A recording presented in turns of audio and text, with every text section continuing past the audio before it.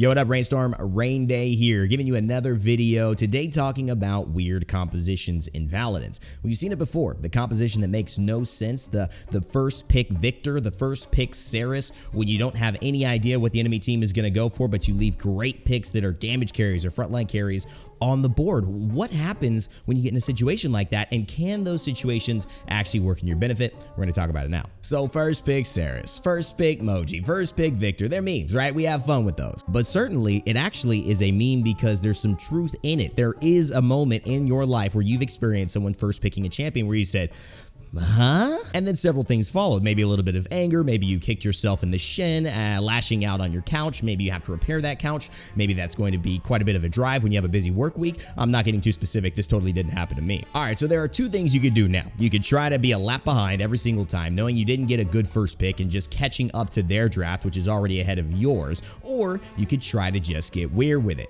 Now, what do I mean by getting weird with it? Somebody picks a first pick VIKTOR, and all of a sudden they have a Makoa, a Shaolin available on the board. Maybe they Inara Khan, and then you just say, screw it, I'll play Willow. What does the enemy team do? I mean, imagine if you saw that draft. You're starting to think, okay, what's going on here? Do they have some secret plan? Is this Cuss Cutie, and Vex duo queuing out here having some type of PPL strat they're trying to run? Is this the new Mega Potion Pit, Mega Potion Willow? Is there a new talent? Surprising enemies and surprising those people who you're drafting against is a valuable tool. You should learn it. It's a very big thing. When people can guess your draft, it makes it predictable, and it allows them to counter it with their own picks, their own ideas that could put you in a bad spot, lock you in a corner. But if they don't know what you're going to bring to the table, if you don't even know what you're bringing to the table, then that really helps you to not be in the pocket of getting out drafted early on. So Rain, you're telling me you'd rather have 5 people picking individually random champions that could just potentially win, but potentially get their butts whooped on any day, all for the sake of being weird? Now, weirdness is obviously a surprise factor. If you don't know what you're playing against, you don't know how to play against it, right? You don't know what to do when you get in the game. It's a different positioning. It's a different TTK, time to kill. It's a different way of approaching a point fight, because if you have a solo tank Ruckus, he's probably not going to stand on the point. Or maybe he does, and you're like, what? He's standing on the point? That's not where he should be. And then 3 other people attack you from the side. These are the questions that you don't know answers to because you haven't seen it very often. So let's put it this way. Go back to school. If you study every single Paladins Pro match, you see every single lineup, you know exactly where Khan goes and where he likes to flank with a duo kind of damage buddy. You know exactly what Inara does. Stand on the point and just stand on the point and just stand on the point. Inara's kind of boring. And then you go into the Fernando, and he likes to chase the backline. He's got Brand. You know exactly what to do in those instances. But when you get a VIKTOR Ruckus, if you get a Willow coming in and a Talus, and then you throw in a Ceres in that lineup, what does that do? When's the last time you saw a VIKTOR Ruckus Talus Ceres in the PPL? Where's your experience for dealing with the draft like that? And on any given map, they could play completely differently.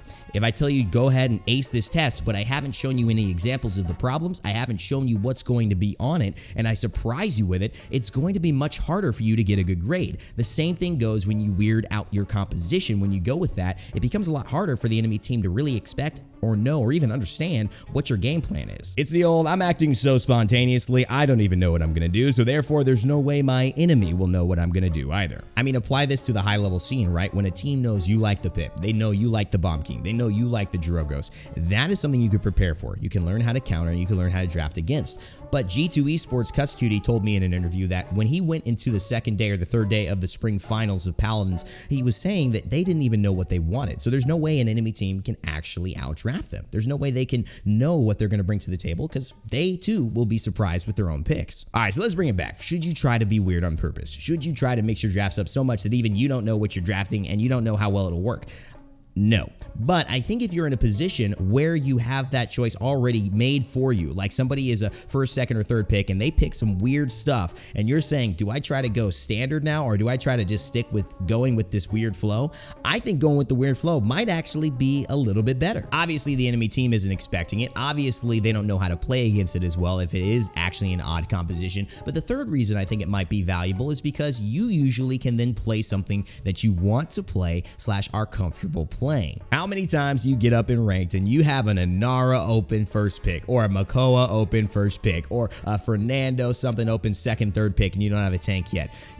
I almost feel obligated to pick those champions. I come in there saying, I want to play some Lex, I want to play some Talus, or maybe I want to play some Androxus. I've been working on my aim, but those picks come up and all of a sudden you say, well, I guess I'll just do this for the team. Now, I've said this for the longest time. My level 4 Fernando, when I'm feeling not good on Fernando that day, is not going to be as effective as my level 9 Androxus that I've trained 24 hours in the past 3 days with. So if I want to actually make the biggest impact on my team, an Andro might be the play. But I pick Fernando because it fits in the system. It fits in what I know, but it also fits in what the enemy knows. I've said this a million times, but I believe in this sentiment. A bad plan executed well is better than a great plan executed poorly. If you know what you want to do with an Androxus in a match, you can still dominate. I don't care what lineup, what other 5 champions are on your team or on the enemy team. But I do think that if you have an average kind of Fernando gameplay, but an excellent idea of a draft that's not executed well, then you're not going to be better off in that situation. I mean, and when I see somebody first pick a VIKTOR or emoji or a Saris or something like that, I'm just like,